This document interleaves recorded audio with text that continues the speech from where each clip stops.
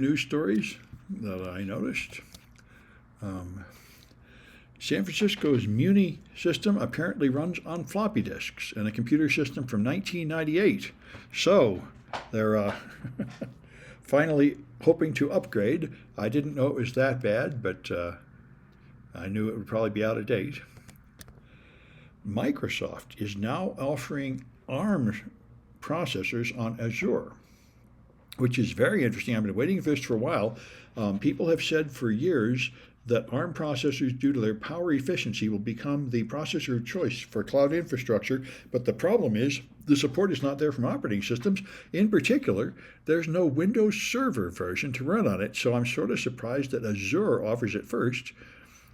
They don't say it in this article, but I'm guessing the only operating system you can run on the Azure ARM processor is Linux, which is kind of embarrassing for Microsoft. But anyway, I'd be interested to see how it works. Wonder if we can get it with the free student accounts.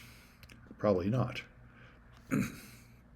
Check for comments. Okay, nothing new in the Twitch chat. So everybody went to the cloud a few years ago. Now more people are deciding not to go to the cloud. These people say they saved a ton of money by moving out of Amazon cloud into running their own servers. And I imagine that's true if you're a big customer at Amazon. Amazon is famous as being the most expensive cloud. So people may be going back to running their own servers. We'll see. When you're on your own servers, there are a lot of secondary costs like battery backup, hardware backup, disaster recovery, and things like that. So there's an AI called MathGPT, which is apparently better at solving math than ChatGPT. So that will be interesting to see if it's actually any good. His examples are not very impressive, but maybe it's maybe the actual product is more impressive.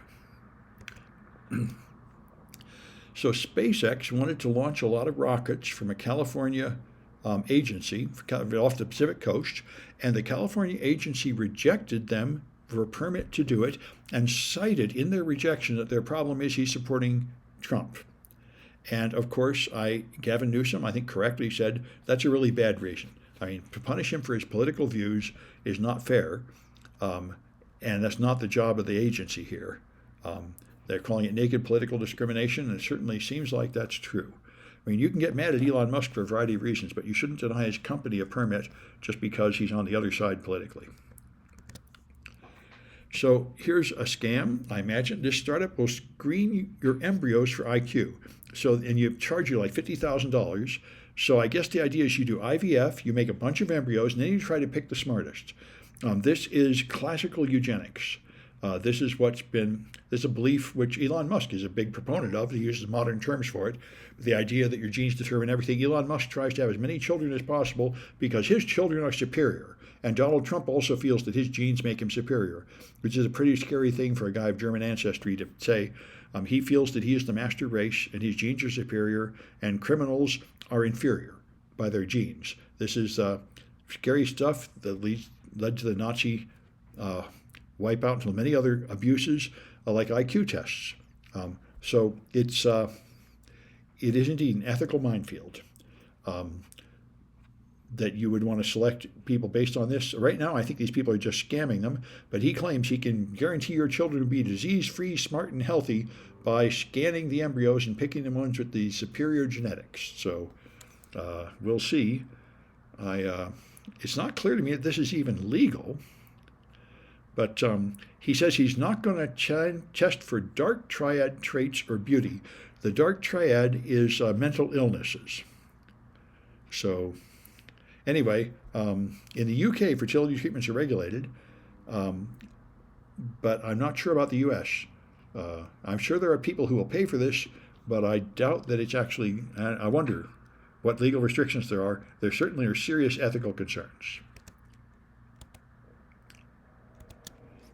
So Elon Musk has now promised he's gone to Pennsylvania to campaign for Trump. He's holding rallies as a proxy for Trump, and he is handing out $1 million every day to someone who promises to vote for Trump. And that is almost certainly illegal. He's also paying people $47 if they will promise to register and vote. And I think that is also illegal. So it's probably the FEC or something. If it is, I think the FEC is paralyzed. Anyway, this has happened many, many times in American history, that they simply pay you to vote for somebody, give you a free beer, give you money, and Elon's doing it too. I think there have been laws against this for a long time. We'll see if anything actually happens to stop him. So there's a large language model tool that supposedly finds Python vulnerabilities. A free open source tool. It's not out yet, but they're planning to, they called it Vuln Hunter, and it uses Claude AI. It doesn't simply paste the code. It finds project files, uses Claude to analyze them for vulnerability. Then for each vulnerability, it's given a vulnerability-specific, highly optimized prompt and enters a loop. So it does a series of queries of the AI engine to zero in on information about the vulnerability. So this may be very useful. It may not be, but it's an interesting idea. It sounds like it adds old-fashioned deterministic coding, just a series of if-then statements, to carefully choose which questions it needs to ask the AI. And, you know, I like the idea. This is mixing the best parts of the old-fashioned coding system where you have if-then statements and plan everything with the new one where you use an AI. So we'll see. This tool is not out yet. When it is, I'd sure like to see how well it works. And the end-to-end encryption cloud storage platforms are vulnerable to a set of security issues. It turned out that if you control a malicious server, you can trick them. And these are Sync, pCloud, IceDrive, Cfile, and Trezorit. Sync is the only one I've heard of.